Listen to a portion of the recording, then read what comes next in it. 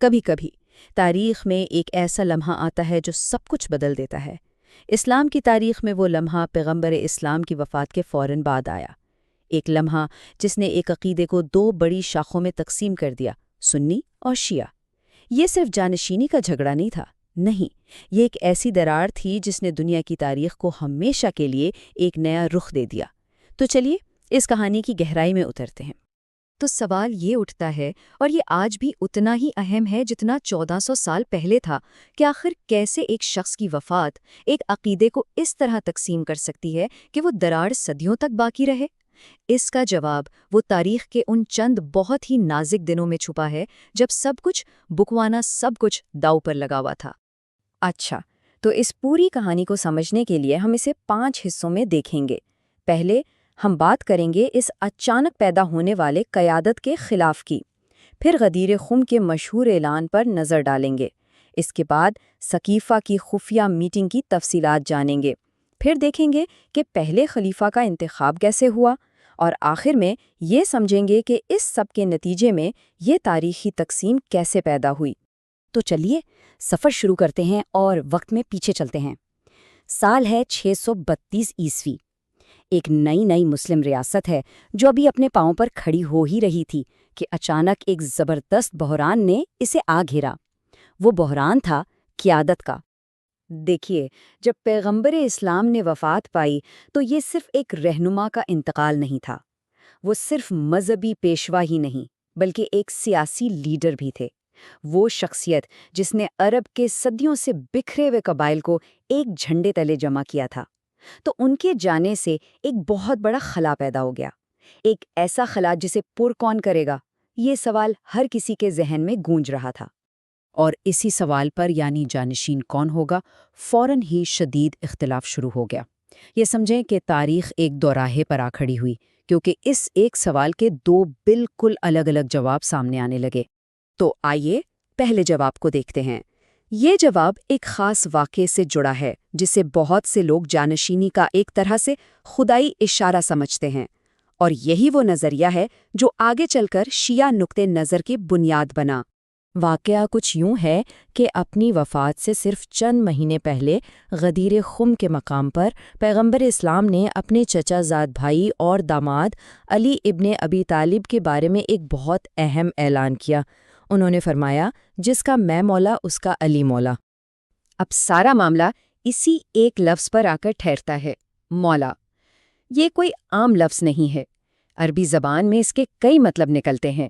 اس کا مطلب دوست بھی ہو سکتا ہے، آقا بھی اور حاکم بھی، اور بس اسی ایک لفظ کے مطلب پر ہونے والا اختلاف ساری تقسیم کی جڑ ہے۔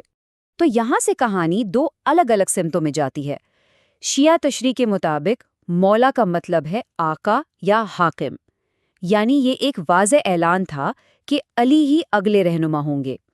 لیکن سنی تشریح کے مطابق اس کا مطلب ہے دوست یا قریبی ساتھی، یعنی یہ علی کے لیے عزت اور محبت کا اظہار تھا، نہ کہ کوئی سیاسی تقرری۔ تو یہ تو تھا ایک جواب، لیکن اسی دوران ایک بالکل مختلف جواب بھی تیار ہو رہا تھا۔ ایک ایسا جواب جو کسی خدائی اشارے پر نہیں بلکہ کمیونٹی کی باہمی مشاورت پر مبنی تھا، اور یہی وہ واقعہ ہے جو سنی نقطہ نظر کی بنیاد بنا۔ اب ذرا منظر پر غور کیجیے۔ ایک طرف پیغمبر اسلام کے اہل خانہ، جن میں علی بھی شامل تھے، تدفین کی تیاریوں میں مصروف تھے، اور دوسری طرف عین اسی وقت مدینہ اور مکہ کے کچھ بڑے قبائلی رہنما ایک خفیہ میٹنگ کر رہے تھے۔ ان کے ذہن میں یہ تھا کہ اگر فوراً کوئی فیصلہ نہ کیا گیا تو یہ نئی ریاست بکھر سکتی ہے۔ یہ میٹنگ جس جگہ پر ہوئی اس کا نام تھا سقیفہ بنی ساعدہ۔ یہ بنو ساعدہ قبیلے کا ایک طرح کا میٹنگ ہال تھا، اور یہ جگہ تاریخ میں ہمیشہ کے لیے یادگار بن گئی۔ اور اس میٹنگ کا مقصد بالکل صاف تھا۔ اس سے پہلے کہ پیغمبر کے خاندان کی طرف سے کوئی دعویٰ سامنے آئے، جلدی سے یہ طے کر لیا جائے کہ اب کمیونٹی کا لیڈر کون ہوگا۔ تو اب آتے ہیں اس میٹنگ کے نتیجے پر۔ سقیفہ میں جو ہوا اس کا نتیجہ بہت تیزی سے سامنے آیا، ایک ایسا نتیجہ جو فیصلہ کن تو تھا لیکن انتہائی متنازع بھی ثابت ہوا۔ اچھا، تو اس میٹنگ میں بنیادی طور پر 3 گروہوں کے مفادات ٹکرا رہے تھے۔ ایک طرف تھے انصار، یعنی مدینے کے مقامی لوگ، وہ چاہتے تھے کہ لیڈر ان میں سے کوئی ہو۔ دوسری طرف تھے مہاجرین، یعنی مکہ سے آنے والے لوگ جن کا کہنا تھا کہ لیڈرشپ پیغمبر کے قبیلے قریش ہی کے پاس رہنی چاہیے۔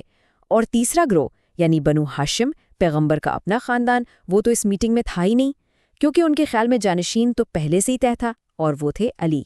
وہاں بحث بہت شدید ہوئی، بات کسی نتیجے پر نہیں پہنچ رہی تھی کہ اچانک عمر ابن خطاب اٹھے اور انہوں نے ایک سینئر صحابی ابو بکر کے ہاتھ پر بیعت کر لی۔ بس ان کے ایسا کرتے ہی باقی لوگوں نے بھی پیروی کی اور اس طرح پہلے خلیفہ کا انتخاب ہو گیا۔ اور یہ بات بہت دلچسپ ہے کہ بعد میں خود عمر نے اس واقعے کے بارے میں کہا کہ ابو بکر کی بیعت ایک فتویٰ تھی۔ فتویٰ کا مطلب ہے ایک جلد بازی میں بغیر سوچے سمجھے کیا گیا کام۔ انہوں نے مزید کہا مگر اللہ نے اس کے شر سے بچا لیا۔ اس سے پتہ چلتا ہے کہ اس فیصلے کے طریقے پر خود اس کے اہم کرداروں کو بھی کچھ تحفظات تھے۔ تو اب ہم کہانی کے آخری حصے میں داخل ہو رہے ہیں، ایک تفریق کا جنم، کیونکہ سقیفہ کے فیصلے کے فوراً بعد احتجاج شروع ہوا اور ایک ایسی تقسیم پیدا ہوئی جو آج تک موجود ہے۔ جیسے ہی ابو بکر کے خلیفہ بننے کی خبر پھیلی، علی اور ان کے حامیوں نے اس فیصلے کو ماننے سے انکار کر دیا۔ وہ سب احتجاج کے طور پر پیغمبر کی بیٹی فاطمہ کے گھر پر جمع ہو گئے۔ اس کے بعد جو ہوا وہ بہت سنگین تھا۔ ابو بکر کی طرف سے مطالبہ کیا گیا کہ علی اور ان کے ساتھی بھی بیعت کریں۔ جب انہوں نے انکار کیا تو عمر ایک مسلح گروہ کے ساتھ فاطمہ کے گھر پہنچے۔ روایات میں آتا ہے کہ انہوں نے دھمکی دی کہ اگر بیعت نہیں کی گئی تو گھر کو آگ لگا دی جائے گی۔ ماحول بہت زیادہ کشیدہ ہو گیا اور اگرچہ وہ لوگ علی کی بیعت کے بغیر ہی واپس چلے گئے، لیکن اس واقعے نے بہت گہرے زخم چھوڑے۔ آخرکار کمیونٹی میں مزید پھوٹ پڑنے سے بچنے کے لیے علی نے کئی مہینے بعد فاطمہ کی وفات کے بعد بیعت کر لی۔ تو خلاصہ یہ ہے، سنی نقطۂ نظر یہ ہے کہ پیغمبر نے کوئی جانشین مقرر نہیں کیا تھا اور لیڈر کا انتخاب کمیونٹی کی مشاورت یعنی شورا سے ہونا چاہیے۔ اس لیے ابو بکر پہلے جائز خلیفہ تھے۔ اس کے برعکس شیعہ نقطۂ نظر یہ ہے کہ پیغمبر نے غدیر خم میں علی کو اپنا جانشین نامزد کر دیا تھا اور قیادت صرف پیغمبر کے خاندان یعنی اہل بیت کا ہی حق ہے، اس لیے ان کے نزدیک ابو بکر کی خلافت جائز نہیں تھی۔ اور اس طرح قیادت کے اس ایک بحران نے ایک ایسی مستقل تقسیم کی بنیاد ڈال دی جس نے نہ صرف اسلامی دنیا بلکہ پوری دنیا کی تاریخ پر گہرے اثرات مرتب کیے۔ سوچنے کی بات ہے کہ 632 عیسوی کے وہ چند دن آج بھی ہماری دنیا پر اثر انداز ہو رہے ہیں۔ اور آخر میں ایک سوال جو آج بھی تاریخ کے گلیاروں میں گونجتا ہے، کیا یہ تقسیم ہونا لازمی تھا یا پھر کوئی ایسا راستہ بھی تھا جہاں اتحاد قائم رہ سکتا تھا؟ یہ ایک ایسا سوال ہے جس کا جواب شاید کبھی نہ مل سکے، لیکن اس پر سوچنا بہت ضروری ہے۔ آئیے تاریخ کے ایک ایسے موڑ پر چلتے ہیں جہاں اصول، خاندان اور عقیدے آپس میں ٹکرائیں۔ ایک ایسا واقعہ جس کی گونج آج بھی پوری اسلامی دنیا میں سنائی دیتی ہے۔ یہ کربلا کی کہانی ہے۔ سوچیں، عراق کا صحرا ہے، کربلا کا میدان، اور یہاں تاریخ کا دھارا ہمیشہ کے لیے بدلنے والا ہے۔ یہاں ایک بہت چھوٹا سا گروہ ایک بہت بڑی سلطنت کے سامنے ڈٹ گیا تھا، اور ان کا یہ فیصلہ آنے والی صدیوں کی تاریخ لکھنے والا تھا۔ ذرا اس فرق کو دیکھیں، ایک طرف پیغمبر اسلام کے نواسے حسین اور ان کے ساتھ صرف 70 کے قریب وفادار ساتھی، اور دوسری طرف وقت کے خلیفہ یزید کی 4000 سے زیادہ سپاہیوں کی فوج۔ یہ کوئی برابری کا مقابلہ تو بالکل نہیں تھا، یہ اصولوں کی جنگ تھی۔ تو سب سے بڑا سوال یہی پیدا ہوتا ہے کہ آخر نوبت یہاں تک پہنچی کیسے کہ پیغمبر کی اپنی امت، ان کی اپنی فوج، ان کے اپنے نواسے کے خلاف تلوار اٹھانے پر تیار ہو گئی۔ اس سب کی جڑیں اس بحران میں ہیں جو پیغمبر اسلام کی وفات کے فوراً بعد ہی شروع ہو گیا تھا۔ اچھا، تو اس پوری کہانی کو سمجھنے کے لیے ہم اسے کچھ حصوں میں دیکھیں گے۔ سب سے پہلے جانشینی کے بحران پر بات کریں گے، پھر دیکھیں گے کہ یہ پہلی خانہ جنگی میں کیسے بدلا۔ اس کے بعد ایک امن معاہدہ ہوا جو ایک امید کی کرن تھا، لیکن پھر ایک وعدہ ٹوٹا، اور آخر میں کربلا کی وہ میراث جو آج تک زندہ ہے۔ تو کہانی شروع ہوتی ہے 632 عیسوی میں پیغمبر اسلام کی وفات سے۔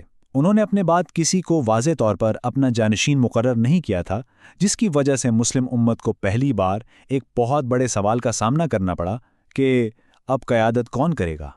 جو پہلے 4 خلفاء تھے انہیں راشدون یعنی صحیح راستے پر چلنے والے کہا جاتا ہے، لیکن جیسا کہ آپ اس ٹائم لائن پر دیکھ سکتے ہیں، ان کا انتخاب کسی ایک طے شدہ طریقے سے نہیں ہوا۔ पहले खलीफा अबू बकर का इंतखाब एक फौरी इजलास में हुआ। उनके बाद आने वालों का इंतखाब कभी नामजदगी तो कभी कमेटी के जरिए हुआ। जानशीनी का यही गैर वाज़ेह तरीका आगे चलकर बड़े इख्तलाफात की बुनियाद बना। और इसी इख्तिलाफ के बीच एक ग्रोह उभरा जिसे शियान अली यानी अली की जमात कहा जाता था। इनका ये मानना था कि क़यादत का हक पैगंबर के ख़ानदान को ही है, ख़ासतौर पर उनके दामाद और चचाजाद भाई अली को, और उन्हें ही पहला जानशीन होना चाहिए था। और देखें ये मामला कितना हसास था, इसका अंदाज़ा आप खुद दूसरे खलीफा उमर की इस बात से लगा सकते हैं। उन्होंने बाद में अबू बकर के इंतखाब को फिल्ता कहा, यानी एक जल्दबाजी में किया गया फैसला जिसके बुरे नताइज से अल्लाह ने उम्मत को बचा लिया। इससे पता चलता है कि क़यादत पर सवालात शुरू से ही मौजूद थे।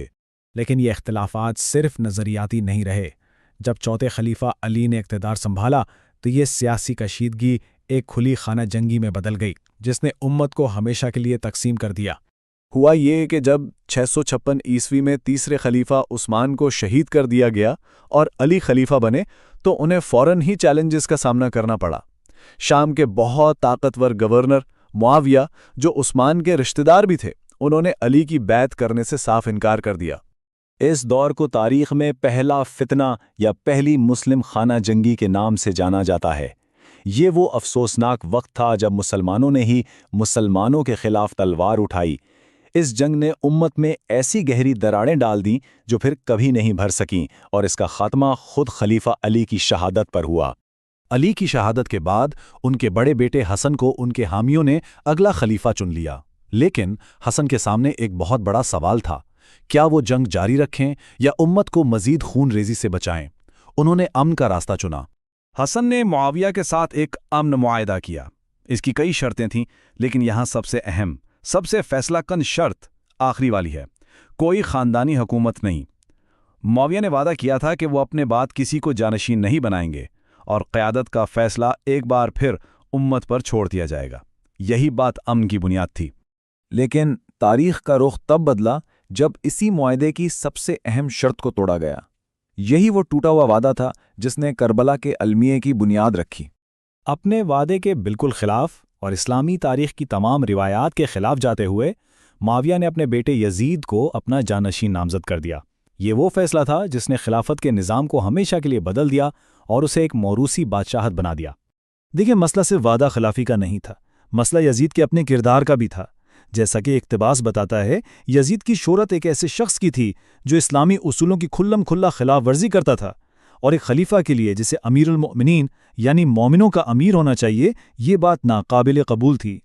तो जब 680 में मुआविया का इंतकाल हुआ और यजीद तख्त पर बैठा, उसने सबसे पहले हुसैन से बैत मांगी। अब हुसैन के लिए ये बिल्कुल नामुमकिन था। एक टूटे हुए मुआहदे और एक नाअहल हुक्मरान की हुकूमत को तस्लीम करना उनके उसूलों के खिलाफ था। उन्होंने इनकार कर दिया, और इसी इनकार ने हुसैन को उनके आखिरी सफ़र पर रवाना कर दिया। मदीना में बैत से इनकार के बाद वो मक्का चले गए। वहाँ उन्हें कूफा के लोगों की तरफ से सैकड़ों खतूत मिलना शुरू हुए जो सब उनकी हिमायत का वादा कर रहे थे। इन्हीं वादों पर भरोसा करते हुए हुसैन अपने ख़ानदान के साथ इराक की तरफ चल पड़े। मगर अफसोस, कूफा वाले अपने वादों पर कायम न रहे। हुसैन का छोटा सा काफ़िला अपनी मंजिल पर कभी पहुँच ही नहीं पाया। रास्ते में ही करबला के मैदान में यजीद की एक बहुत बड़ी फौज ने इनका रास्ता रोक लिया और उन्हें घेरे में ले लिया। कई दिन तक हुसैन के काफिले का पानी बंद रखा गया। बातचीत की हर कोशिश नाकाम हुई और फिर 10 मुहर्रम को वो गैर बराबर की जंग लड़ी गई। हुसैन और उनके तमाम मर्द साथी, यहाँ तक कि उनके 6 माह के बेटे को भी शहीद कर दिया गया। यजीद की फौज शायद ये समझ रही थी कि उन्होंने एक बगावत ख़त्म कर दी है, लेकिन हकीकत में इस शहादत ने इस तहरीक को ख़त्म नहीं किया, बल्कि इसे और भी ज़्यादा मजबूत कर दिया। करबला ने अली के हामियों को जुल्म के खिलाफ कुर्बानी की एक ऐसी ताकतवर अलामत दी जिसने उनकी शनाख्त को हमेशा के लिए बदल दिया। उसकी पहली मिसाल हमें तवाबीन यानी तौबा करने वालों की शक्ल में नजर आती है।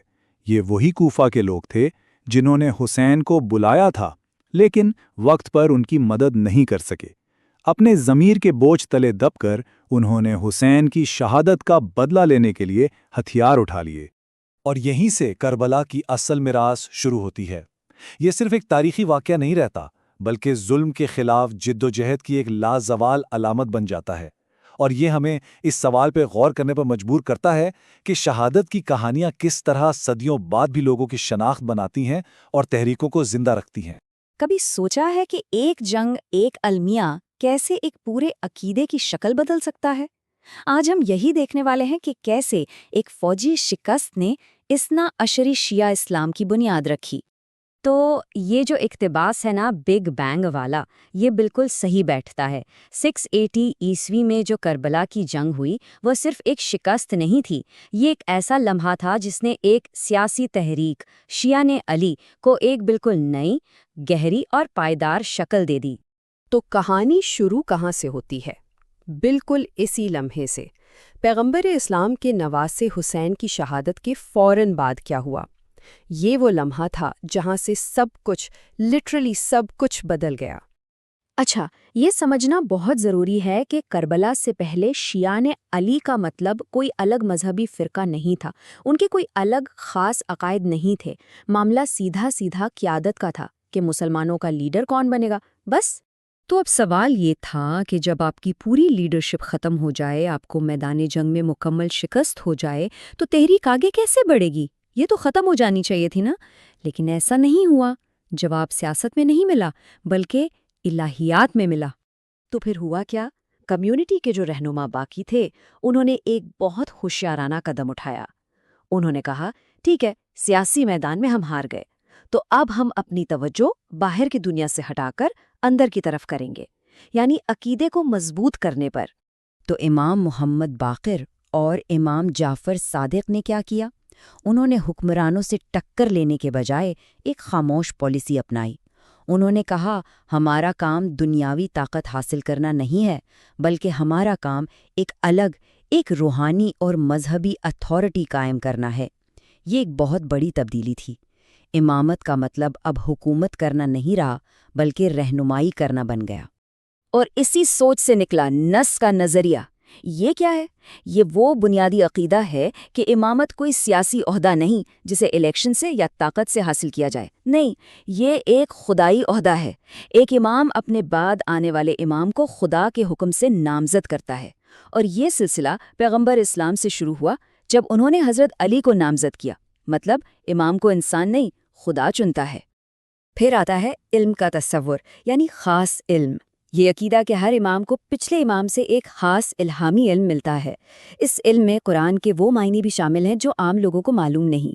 اب سوچیں، اگر کسی کے پاس ایسا علم ہے تو اس کی اتھارٹی تو کسی بھی بادشاہ یا خلیفہ سے کہیں زیادہ ہو گئی۔ وہ صرف لیڈر نہیں، بلکہ دین کا حتمی گائیڈ بن گیا۔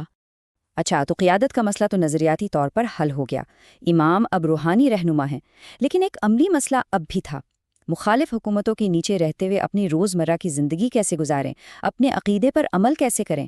اس کے لیے ایک پریکٹیکل حل کی ضرورت تھی، اور وہ حل تھا تقیہ۔